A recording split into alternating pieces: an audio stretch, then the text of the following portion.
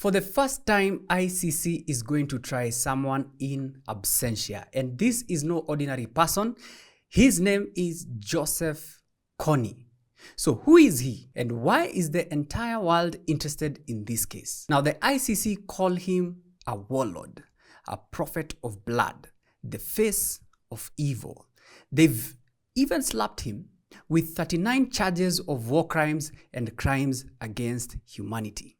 That is murder, torture, child soldiers, recruitment, sexual slavery. And to be fair, honestly, the man earned those charges, as we know of Joseph Kony. But here's the twist. Kony is not the whole story. He's the hook. Why? Because if you look at the ICC's wanted list, you'd think the only criminals on planet Earth were African. Now, who is Joseph Kony? Joseph Kony was born in 1961 in northern Uganda, and he comes from a community known as the Acholi community. And he rose in the chaos after Idi Amin Dada and Milton Obote. Now, he founded the Lord's Resistance Army in 1987. In some reports, Joseph Kony, listen to this, Joseph Kony wasn't just another gunman in the bush.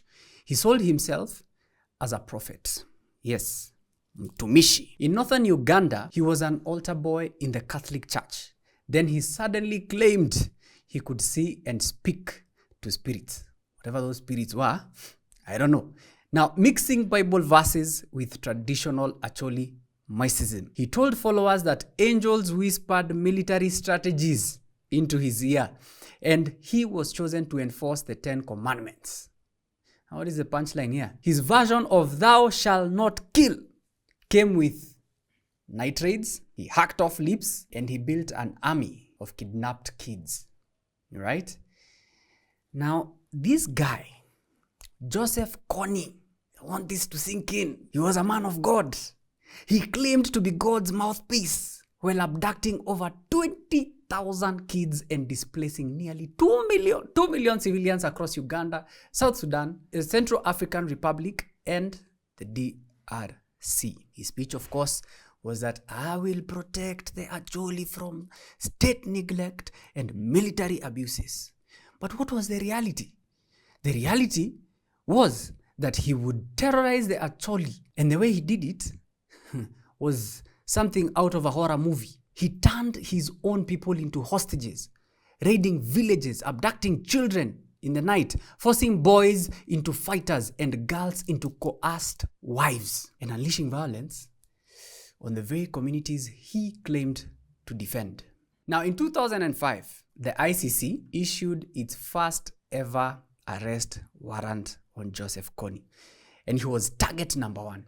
And if you remember very well, in 2012, there was a viral video of Kony that made him famous worldwide. It was a sleek 30-minute documentary by the US group Invisible Children, showing child abductions, survivor testimonies, and framing Kony as the ultimate global villain. If you remember very well, celebrities wore bracelets.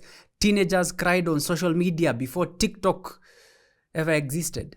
Then poof, the outrage of course expired faster than your monthly internet bundle. Now today in 2025, the ICC has reopened the file, a first ever in absentia hearing. Kony is not in the courtroom, all right?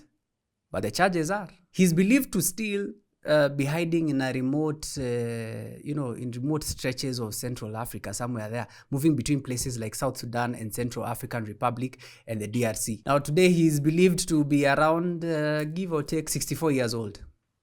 An aging fugitive, still clinging to the shadows. Let us go to the charges. Because what are these 39 counts? And what's the ICC accusing Kony of? Of course, we know of a few of them. But just a recap. We have murder, torture, enslavement, rape and sexual slavery, using child soldiers, okay?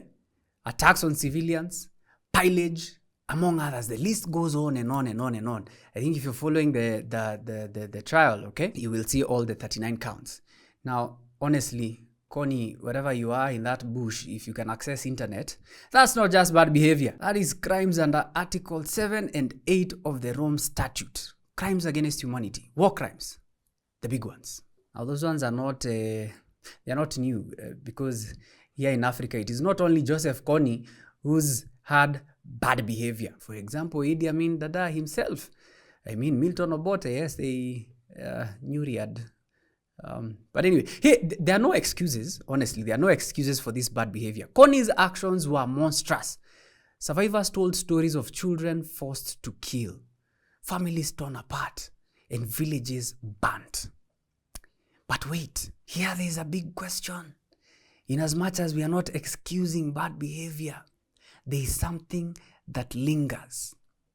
And when we look at ICC, we ask a very important question. Why is it only in Africa? Why is it that when we hear that list, it's like they're doing a roll call for the African Union when we hear those cases? And here is where we flip the script, okay? A little bit, just a little bit. Walk with me. Because while Kony absolutely deserves the Hague, why does it feel like the ICC has Africa on speed dial? Yo, bro. Yo, where you at? Hey, Joseph Kony. I hear you've been doing this. Where you at, bro? We're looking for you. Out of the first 24 ICC cases, almost all were African. Uganda, DRC, Sudan, Kenya, Côte d'Ivoire, where African presidents have become the courtroom's favorite characters. Apparently, war crime only counts if they come with an African accent. But they don't apply to the big boys. But we will mention the big boys, because why not? Okay? The US, yes, the US, Russia, China, Israel. Well, they're not even ICC members. At some point, the US and Israel had signed the Rome Statute back in 2000. Then officially, they withdrew in 2002, claiming the court could be used for political prosecutions. China, on the other hand, and India never ratified it in the first place. Russia signed, but after the ICC criticized its annexation of Crimea, Moscow tore up its signature in 2016 like a bad breakup letter. And when the ICC tried to look into US actions, you remember the actions in Afghanistan? Washington didn't just say nope. In 2020, the Trump administration went full mafia boss and slapped, like a bitch slap, slapped sanctions on ICC officials, froze their bank accounts, and even banned them from entering the US. Now imagine telling the world's top judges, you cannot come to Disney World. Imagine that. So why is Africa still signed up? And I'll tell you the honest truth. And it is because for many leaders, the ICC looked like a convenient export service. So you join, hand over your rebel enemies, and suddenly you are here, you are the hero of the international law in front of CNN cameras. Being a member keeps, let's talk the truth, being a member keeps the donor cash and diplomatic handshakes flowing. Well, when you think about quitting, hey bro, that's dangerous, yo. You seek to lose aid, scaring investors, and being treated like the kid who storms out of class and still has to stand outside in the rain. So most governments, of course, they choose to stay, complain loudly about bias, but never will they actually walk away. Now, what has Africa's response been? The African Union has shouted for years that the ICC is a neo-colonial court. We've had Kenya, Burundi, South Africa, all right, all at different times have threatened to pack their bags and storm out. The complaint? Why is it always us in the dock when other continents are busy auditioning for war crime Olympics? Huh? And they're not entirely wrong, honestly. But here's the twist. Africa even built its own version, the African Court of Justice and Human Rights, based in Arusha, Tanzania. Sounds majestic, honestly, eh? African Justice and Human Rights. Some shit like Wakanda. But with lawyers. On paper, it was Africa's homegrown ICC. But in reality, it was a courtroom with more cobwebs than case files. Why? Because the very leaders setting it up slipped in a rule that basically said, this court can try anyone except presidents like me while I'm still in office. That's not justice. That's VIP immunity with a constitution attached. Because honestly, what are you saying? okay, we are going to pass this, all right?